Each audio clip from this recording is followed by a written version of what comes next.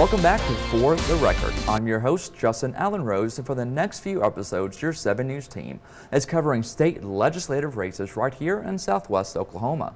The next one up is the race for Senate District 43, which covers the towns of Duncan, Marlow, Rush Springs, and Blanchard.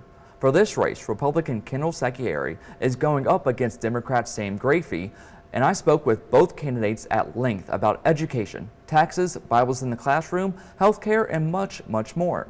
So here is my full conversation with Kendal Sacchieri. You can find my interview with her opponent, Sam Grafey, in the very next episode. So Kendal, you will be a new face for a lot. I mean, you beat the Republican incumbent in the primary. For those who maybe have not seen you yet, heard from you, or just getting started researching, who they're going to vote for come November, tell us a bit about yourself. So my full name is Kendal Sacchieri. I live in Blanchard currently, and I'm a transplant here. I'm born and raised on a farm in southern Illinois. My parents still farm, so ag roots is in my blood. Came here to play volleyball after I graduated. Loved Oklahoma and wanted to invest in it as an educator. That was my degree. So I taught Spanish ed for 4 years at Newcastle, then walked away. And now I currently serve as county assessor for McLean County. And I'm married. I've been married for 8 years. I have 3 little boys, and looking forward to serving the people of District 43 now. Why'd you decide to run for the district? It was kind of a last-minute decision. Just hearing frustrations from other people. I was frustrated myself with my current senator. So isn't that what we do whenever we are not happy with decisions being made at the Capitol or anywhere, and you want to see change, you do the change. I'm just if no one else is going to do it, I'll do it. So no one else signed up, and I put my name on the ballot. Why do you think you were able? I mean, it's hard to beat an incumbent. It doesn't matter if it's a primary, a general election, but why do you think you resonated with the people who voted in that primary? I won't say anything on why my primary opponent lost. I can just say why I think we won is because. We knocked our socks off. I knocked doors every day. We worked hard, and that goes to also then to my volunteers. I had a lot of people come out of the woodwork when they found out someone was running against the incumbent to volunteer their time and help. And then we just stuck to facts at the doorstep to say, this is what motivated me to run. Certain votes, certain legislative bills that our current senator has done, and we would leave the facts with them. We would just say, here you can look up the vote, when it happened, what session. I would have done the opposite, and we left it in the hands of the voters, and the voters ultimately decided. What are the problems you're seeing within the district and with Oklahoma that you might want to tackle? Doorstep, which is probably what most people are hearing, so I'll just say it goes under a bigger umbrella, but the biggest things at the doorstep were taxes, huge one. Public ed. DHS started to come up a little towards the end too when I was knocking. Small businesses are dying. Those were some major ones. And really those all fall under a bigger problem of government has overreached its authority, in my opinion. What funds government? Taxes. What kills small businesses? Red tape. So I would say those small things, but overall they all come under the umbrella of government simply just is not limited to its jurisdiction anymore. It's overstepping. Do you think that's at the national government mostly, or do you see it from the state government it's absolutely here too. It's at the state level. Our state can spend money good too. So I feel like Oklahoma government is growing at a very fast pace. So agencies, things that don't fall under the purview of the Constitution, those are things that may belong to the private sector, not our state government. And it's the same story at the federal government. We see it too. You mentioned taxes. I know one of the biggest accomplishments, at least from the governor's eyes, was the repealing of the state grocery tax. Do you think Oklahomans need more tax cuts? If my taxpayers say they need more tax cuts, then I say we deliver, and it is being demanded, and that's attributed to inflation, the cost of living. So yeah, I definitely think we can do more. And that would be kind of the main thing you maybe would hit on to try to ease that burden of inflation here in the state of Oklahoma? Yes, it's a priority for me. I come from the assessing world, so I see more of the property tax side. So there's things we can do there to reform, but I know the governor has really emphasized income tax, and that was what really kind of put gridlock last year in session, was the income tax.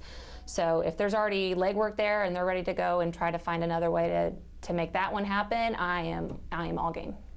So education, a lot of people say we are 49th in education, how we have a not so good of an education system in Oklahoma. Do you see it the same way, or what do you want to see regarding education here in Oklahoma? Okay, well, I'll say, do I see it that way? It's really just what are the facts, and I am being told, and we see the statistics, that we are very, very low on the totem pole when it comes to the quality and the success of our public ed right now. Sorry, remind me So what can be done? What can be done? Yeah, in your view. What should be done? I know there's a big question. It really is. Public ed, it falls under the purview of the state, but we want local control. So I would say if that's what we really want at the end of the day, we've got to demand more from our local school boards, and teachers hold the power. I was an educator and I didn't realize the power or the voice that I could have had at the time. So I would love to see my teachers start coalition together and say, this is what is causing problems in our classroom. I know classroom size is a big one, but it's the morale. That is what's in my opinion. That's why I left. So I think I would love to see it there first, and whatever I can do to enable our teachers to speak out more. But a lot of them just don't feel like they have any say, and they absolutely do. And their school board should be beholden to them. And so I would love to see that take place first. And I think it would help a lot. And there has been this sort of conflict between the State Department of Education and the local school boards. Mm-hmm. Ryan Walters, of course, is some people are pointing to as one of the main reasons. Recently, we had some Republicans sign a letter saying an investigation needs to take place. What are your thoughts on Ryan Walters? Do you think there needs to be an investigation, or just overall thoughts? So Ryan Walters is a hard one. You hear one story from here and one story from another. So I want to make sure anytime I talk about him that we're doing the facts. If investigations are held, which it sounds like it is going to happen, and some may be already underway, if there is something there that needs to be addressed and corrected, then I'm all for that. But let's make sure we do that across the board, that we're all holding our agencies accountable. But I want our superintendent to always recognize that our teachers are working hard and that there are very good teachers out there. And those good teachers need to be speaking out more. So it kind of goes hand in hand. I really do just want it to stay at the local level, because who doesn't know your school better than those that live in the community? So while I respect the role of the superintendent, whoever is sitting in there, I don't want, again, government dictating if local control is the best possible option. Regarding the local control, the Bible mandate that he recently put forward, do you think that should be up to him, or do you think that should be up to the school boards, whether or not to, place Bibles in every Oklahoma classroom, like he said he would like to see? Yeah, and I still don't know the whole story on what that Bible mandate looks like. I think we're all kind of being fed one story or the other. I am understanding that it is simply the Bible is not actually being taught, but that the Bible was a founding document to our Constitution, which is truth. So if that's what curriculum needs to be taught in order to understand our Constitution, I don't know anybody that says we need to be walking away from our Constitution yet. So until that topic changes, if this is what our Constitution was founded on, along with other documents, then that's what needs to be being taught to our students. Another big issue that people have been at least talking about it in Oklahoma is, what can we do to bring businesses to the state? In your view, what will make Oklahoma more attractive for businesses? Tax cuts. Tax cuts? Right? No. Well, yeah, I mean, anything that lowers the cost of living, makes it easier to run a business here and raise a family that is getting proper, and then that goes into education. So those definitely are the two big ones, I think, for anywhere right now is, are my kids going to get a quality, stellar education? Can I afford it? And, cost of living. Everyone's struggling, so where can I afford to live? And I think Oklahoma has all of those qualities if we embrace them. Do you think there's maybe a rural healthcare problem in the District 43 as well? Do you see that? You know, I'm learning that rural healthcare, I kind of live outside the suburbs. I live more in Blanchard. We're still rural, but we're growing. If I want to go to the city, it's not far, but you come down further in my district, Duncan, Rush Springs, Marlow, this is rural. And I'm starting to, now that I'm getting close to election time, hear these concerns that I didn't realize existed that much before I pursued the Senate seat. So yes, I think there's more that we can be doing to keep quality doctors in the rural area and making sure that our constituents don't have to drive an hour to get a script filled. I know that there are issues on those fronts, so they have to be addressed, and whatever we can do to make it easier for our elderly and whoever is relying on those scripts daily to get them right when they need them and not have to drive an hour. Did your upbringing, you mentioned you grew up on a farm. Do you think that has any influence over how you look at government or how you look at how you would be with power in the legislature if you do get elected? I mean, yes, the farm life,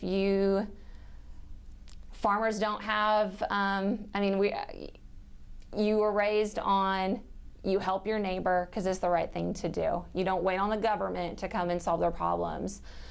So I saw that growing up. My dad would, or vice versa, someone's combine caught fire and it was harvest time. You still had to get that harvest in if you were going to make a livelihood. So, we would help the neighbor and lend our equipment or, whatever we had to do to help the neighbor get through or vice versa. So, yeah, I do think it raised me to see government in a different way, and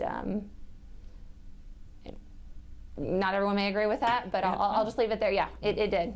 Yes. So negative partisanship is the idea of people hating somebody just because of their political affiliation with the Democrat or Republican Party and vice versa. Do you think that is affecting Oklahoma? It affects everyone, right? It affects my local church. It affects everybody. We are to a point where debate is no longer the way to go. It is, if you offend me or I don't agree with your opinion, then we're enemies. And I can sit with a Democrat all day and listen to their opinion. I may not agree with them, but it doesn't offend me. It doesn't make me mad because I believe in what I believe in, and they believe in what I don't. It does not change who I am. So, yeah, I wish we could get back to the art of debate, especially when we get into session. If a Democrat wants to bring their bill to me and pose it to me, I will sit and gladly listen to their point and with an open mind. Yeah. And so maybe more bipartisanship is needed to reach a better outcome, possibly, in your view. If both sides agree and, that both sides can see, the middle ground, let's say. Yeah, and that's a hard thing. Yeah. It just seems like topics are shifting and becoming more effective of our livelihoods. It's no longer, hey, we think a color should be this on the license plate or something that we might disagree, but it's not going to hurt anything. But the conversations are changing and getting harder. It's starting to be people's beliefs, and so no, it's going to be hard going forward, but I hope that we can always keep at least just respect and the facts at the end of the day be what decides what we do, and not you offended me or you're with this party, so I'm going to shut you down. Anything else you want to tell the voters before they head out to the polls, November 5th and early voting? Yep, encourage you to early vote. I would love to have your support if you're in Senate District 43 on November 5th, or early voting starts on Wednesday, October 30th through the rest of that week. So thank you for everyone that has invested in my district, and I would appreciate the vote on November 5th and look forward to serving District 43. Kendal, thank you so much for your time. coming on. Yeah.